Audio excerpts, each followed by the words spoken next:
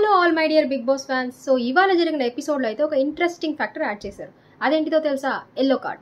So ఈ yellow card ఏంటిది, yellow card concept ఏంటిది అని అంటే, ఎవరైతే ఇక నుంచి వచ్చే టాస్క్లలో 2 times వర్స్ట్ ప్లేయర్ అవుతారో వాళ్ళు అవుట్ ఆఫ్ ద గేమ్ అయిపోతారనమాట. సో ఇవాళ జరిగిన ఎపిసోడ్లో ఎవరికి ఎల్లో కార్డ్ వచ్చింది, ఎవరు బెస్ట్ పర్ఫార్మర్ అయ్యారో చూద్దాం. సో ఇవాళ పెట్టిన టాస్క్లు ఏంటిది అని అంటే, ఫస్ట్ టీమ్ లీడర్స్ని ఎప్పుడులాగానే టీమ్ లీడర్స్ అయితే ఉండాలి టాస్క్లకి. సో ఆ టీమ్ లీడర్స్ని సెలెక్ట్ చేసుకోవడానికి అయితే ఫస్ట్ ఒక ర్యాండమ్గా ఒక బాక్స్ అయితే తీసుకొచ్చి పెట్టారనమాట. ఇది ప్యూర్లీ లక్ బేస్డ్ అనమాట. సో ఇవాళ జరిగింది మొత్తం ఏంటి అని అంటే ఒక mental game and also on the luck basis. So ఈ లక్ బేసిస్లో ఏం జరుగుతుంది అని అంటే, ఫస్ట్ ఒక బాక్స్ తీసుకొచ్చి ర్యాండమ్గా ఫ్రూట్స్ తీసుకోమని చెప్తారు అందరినీ. సో ఎవరికైతే 3 apples ఇది మనకి లాస్ట్లో తెలుస్తుంది అనమాట. సో అలా అందరూ తీసుకున్న తర్వాత ముగ్గురికి మాత్రమే సేమ్ ఫ్రూట్ వస్తుంది, విచ్ ఈస్ గ్రీన్ యాపిల్. అది ఎవరెవరు అని అంటే మనీష్, నాగా, షకీబ్. సో వీళ్ళ ముగ్గురు ఇవాళ జరిగే టాస్క్కి లీడర్స్ అయితే అయిపోతారు. సో దీనిలో ఇంకొకటి ఏంటిది అని అంటే, జడ్జెస్ దగ్గర ఒక కార్డ్ ఉంటుందన్నమాట. ఆ కార్డులో ఏముంటుంది అనే విషయము అయితే బయటికి చెప్పకుండా ఆ ముగ్గురు వచ్చిన టీమ్ లీడర్స్ అయితే ఉన్నారు కదా, మనీష్, షకీబ్, నాగా.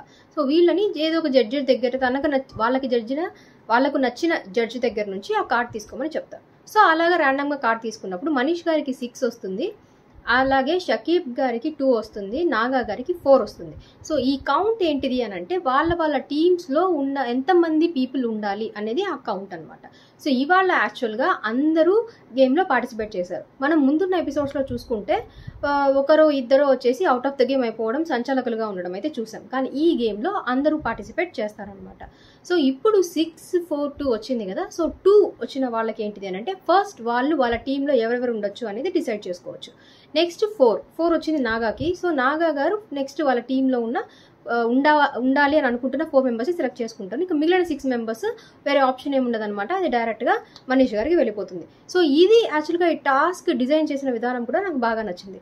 ఎందుకనంటే 2 అని వచ్చిన స్కోప్ వాళ్ళకి ఈ ఎక్స్ట్రా స్కోప్ లేకుండా ఉంది అని అంటే, 2 ఫస్ట్ వాళ్ళే సెలెక్ట్ చేసుకోవాలి అనేది లేకుండా ఉంది అని అంటే, సో చిన్న టీం అయినా సరే మంచి టీం ఫామ్ అవ్వకుండా పోతుంది. సో ఇప్పుడు చిన్న టీం అయినా సరే వాళ్ళకి నచ్చిన వాళ్ళని తీసుకున్నారు కాబట్టి అది గేమ్ కొంచెం వాళ్ళకి నచ్చినట్టే స్ట్రాంగ్గానే వెళ్తుంది. సో ఇక్కడ ఎవరి వైపు పార్షాలిటీ ఉండేలాగా లేకుండా ఇది పూర్తిగా లక్ బేస్డ్ అయినా సరే కొంచెం ఇది ఈ టైప్ ఆఫ్ ఇది యాడ్ చేయడం వల్ల ఆ టాస్క్ కూడా మంచిగానే అయ్యింది. సో లక్ బేసిస్ ఏంటిది, ఓన్లీ టీమ్ లీడర్ సెలెక్ట్ అయ్యేంత వరకే.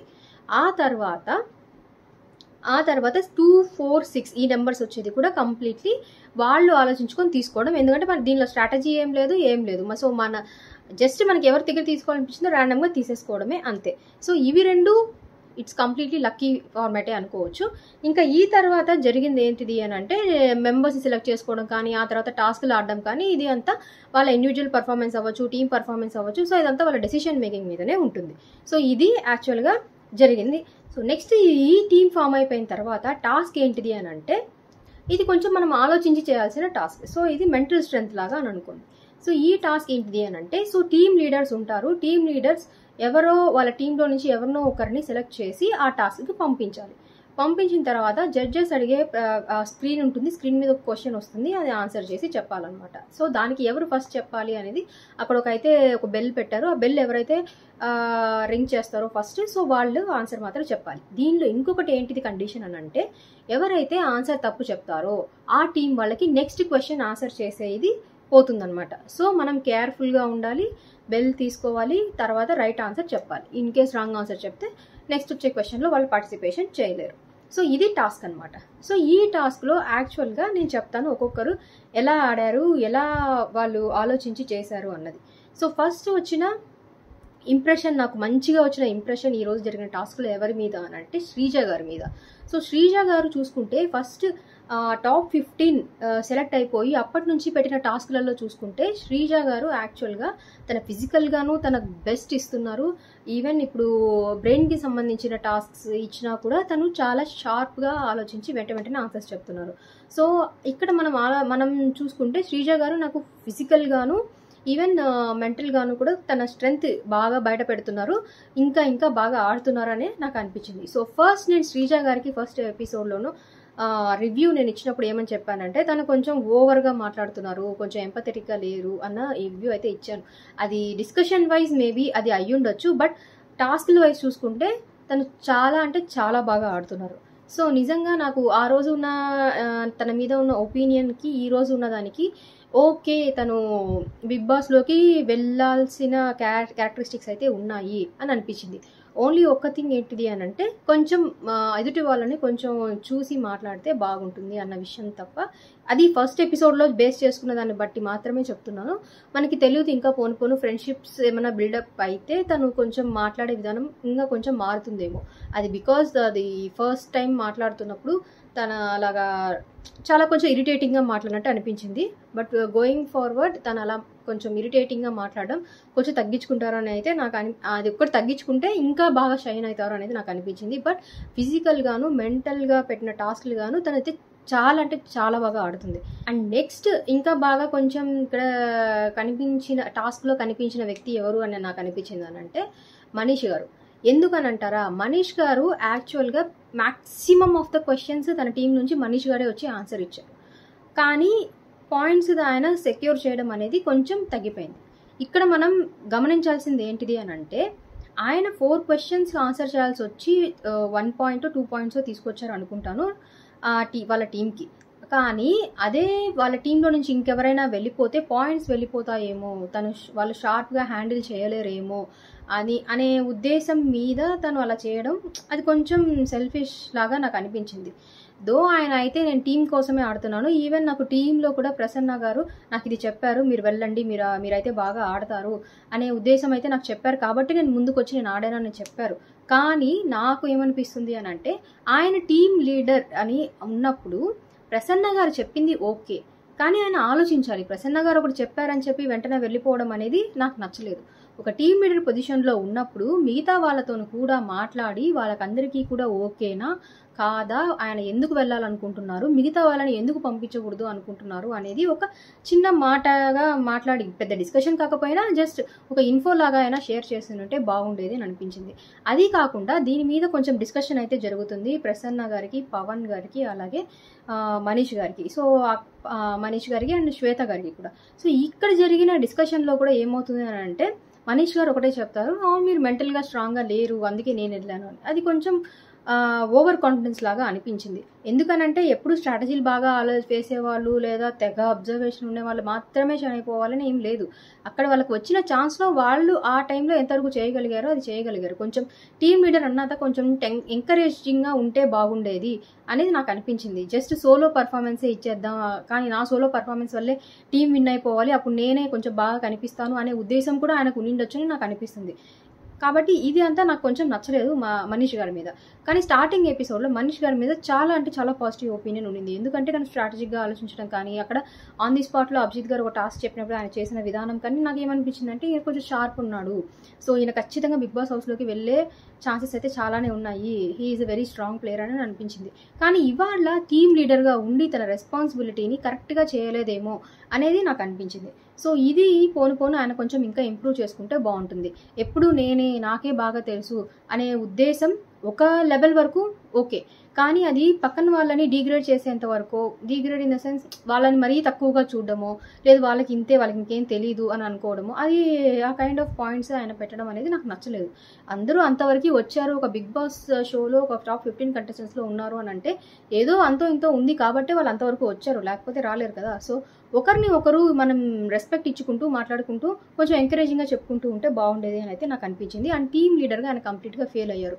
టీమ్ లీడర్ అన్నవాళ్ళు ఆ టీం వాళ్ళకి సమానంగా అన్ని ఛాన్సెస్ ఇచ్చి తనకు ఒక ఛాన్స్ తీసుకొని యాజ్ ఎ టీమ్గా మనం బిల్డప్ అవ్వాలి అనే కాన్సెప్ట్ ఆయన కంప్లీట్గా మర్చిపోయారని అనిపించింది. సో దీనిలో కంప్లీట్ ఫెయిల్యూర్గా నాకు మనీష్ గారు అనిపించారు ఇవాళ జరిగిన టాస్క్లో. సో ఇంకా మిగతా వాళ్ళ అందరూ కూడా వాళ్ళకు తెలిసినంత వరకు ఆన్సర్స్ అయితే చెప్పారు, అన్నీ చేశారు. కానీ ఇవాళ షైన్ అయింది మాత్రం నా కళ్ళకి బాగా అనిపించింది మాత్రం శ్రీజ గారే. శ్రీజ గారు చాలా బాగా ఆడారు. అండ్ ఆ తర్వాత ఫైనల్గా నాగా టీం గారే గెలుస్తారనమాట. సో నాగా టీం వాళ్ళు గెలిచినందువలన వాళ్లకు ఒక బెనిఫిట్ ఉంటుంది. ఏంటది? Vote appeal. సో ఈ ఓట్ అప్పీల్ అయితే టీం లీడర్గా ఉన్న నాగా గారికి చెప్తారు. ఆ తర్వాత నాగా గారి ఇష్టం, అది తన టీంలో ఎవరికైనా సరే అది పాస్ చేయొచ్చు. ఇక్కడ నాగా గారు ఏం చెప్తారు అని అంటే ప్రియా గారికి ఇస్తున్నాను అని చెప్తారు అనమాట. సో ప్రియా గారికి ఎందుకు ఇస్తున్నాను అని చెప్తారనంటే యాక్చువల్గా లాస్ట్ క్వశ్చన్ వచ్చేసరికి ప్రియా గారు వెళ్ళాలా లేకుంటే శ్రీజ గారు వెళ్ళాలా అనేది ఇది జరిగినప్పుడు ప్రియా గారు ఓకే శ్రీజాని పంపించండి అని అంటారు.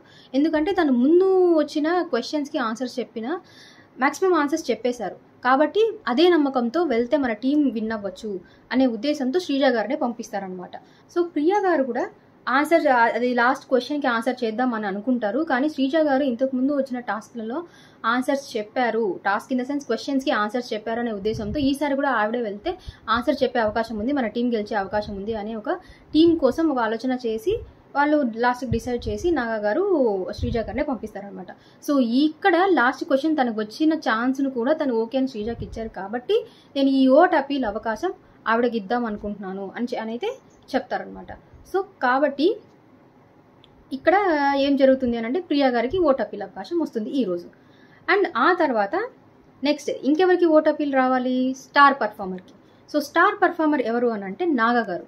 ఎందుకని స్టార్ పర్ఫార్మర్ నాగా గారికి ఇచ్చారు అని అంటే ఆయన లీడ్ చేసిన విధానం, సో అందరికీ వాళ్ళ టీంలో ఉన్న అందరికీ ఛాన్సెస్ ఇచ్చారు అని చెప్పి అలాగే తను రైట్ టైంలో రైట్ డెసిషన్స్ తీసుకున్నారు. ఎందుకంటే ప్రియా గారికి ఓట్ అపీల్ కూడా ఇచ్చారు కదా.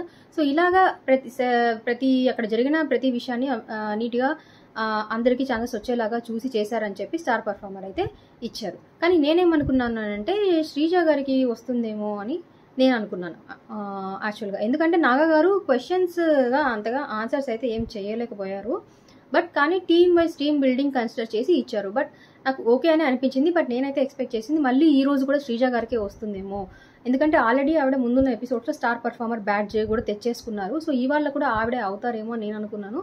బట్ ఓకే నాకు నాగా గారికి ఇవ్వడంలో కూడా నాకు వాళ్ళు ఇచ్చిన రీజన్స్లో కూడా నాకు ఓకే అనే అనిపించింది. సో ఇది అనమాట జరిగింది. ఇంకా నెక్స్ట్ ఇవాళ 2 పీపుల్ ఓట్ అపీల్ చేసుకున్నారు. ఎవరెవరు? ప్రియా గారు అండ్ ఇవాళ స్టార్ పర్ఫార్మర్ అయిన నాగా గారు. సో వీళ్ళిద్దరు ఓట్ అపీల్ అయితే చేసుకుంటారు. సో ఇప్పుడు వర్స్ట్ ప్లేయర్ ఎవరు? మీరు ముందు నుంచి ఈ వీడియోలో డిస్కషన్లో చూసుకుంటే నేను చెప్పిన ఇంకొకరి పేరు ఏంటిది ఎక్కువగా మాట్లాడిన పేరు అంటే మనీష్ గారు. మనీష్ గారు యాక్చువల్గా కొంచెం ఇంకా టీమ్ లీడర్గా తన క్యాపబిలిటీస్ని ఇంకొంచెం మంచిగా చూపించింటే బాగుండేది అనిపించింది. తను ఓన్లీ ఆయన గురించే ఆయన మీదే ఓవర్ కాన్ఫిడెన్స్గా పెట్టినట్టు అనిపించింది. యాజ్ ఎ టీమ్ లీడర్గా టీంతో మాట్లాడుకొని ఆయన ముందుకు రావాలి, నేను టీంనే గెలిపించాలి అనుకున్న ఉద్దేశం అయితే మంచిదే. కానీ ఆ ఉద్దేశం ఏంటిది అనేది క్లియర్గా టీంలో వాళ్ళకందరికీ చెప్పి వాళ్ళకందరికీ ఓకే అని చేసి ఉంటే బాగుండేది అని నాకు అనిపించింది. సో ఇక్కడ ఈ కొంచెం గ్యాప్స్ వల్ల, అది కాకుండా ఆయన అంతవరకు వచ్చి ఆడినా కూడా పాయింట్స్ అయితే ఏమీ రాలేకపోయాయి లాస్ట్ వరకు. సో అది కొంచెం ఓవర్ కాన్ఫిడెన్స్ వల్లనే ఇది జరిగింది. సో ఇది కంప్లీట్లీ మిస్టేకే తన సైడ్ నుంచి. కాబట్టి వర్స్ట్ ప్లేయర్ ఎవరు అని అంటే మనీష్ గారు ఈరోజు. సో ఇవాళ ఎల్లో కార్డ్ అయితే వస్తుంది. సో ఇంకోసారి మళ్ళీ ఎల్లో కార్డ్ వచ్చింది అని అంటే 2 times. ఫస్ట్ టైం ఒకసారి ఆల్రెడీ ఇవాళ వర్స్ట్ ప్లేయర్ అయితే అయిపోయారు. ఇక ముందు జరిగే ఎపిసోడ్స్లో మళ్ళీ వర్స్ట్ ప్లేయర్ తనకే వస్తే ఇక్కడ ఈయన completely out of the show అవుతారు. ఇక ముందు వచ్చే ఎపిసోడ్స్లో నా ఒపీనియన్ మీరు మిస్ అవ్వకుండా ఉండాలి అని అనుకుంటే యూట్యూబ్ ఛానల్ని సబ్స్క్రైబ్ చేయండి అండ్ నా ఇన్స్టాగ్రామ్ అకౌంట్ని కూడా ఫాలో అవ్వండి. Until then see you guys, bye.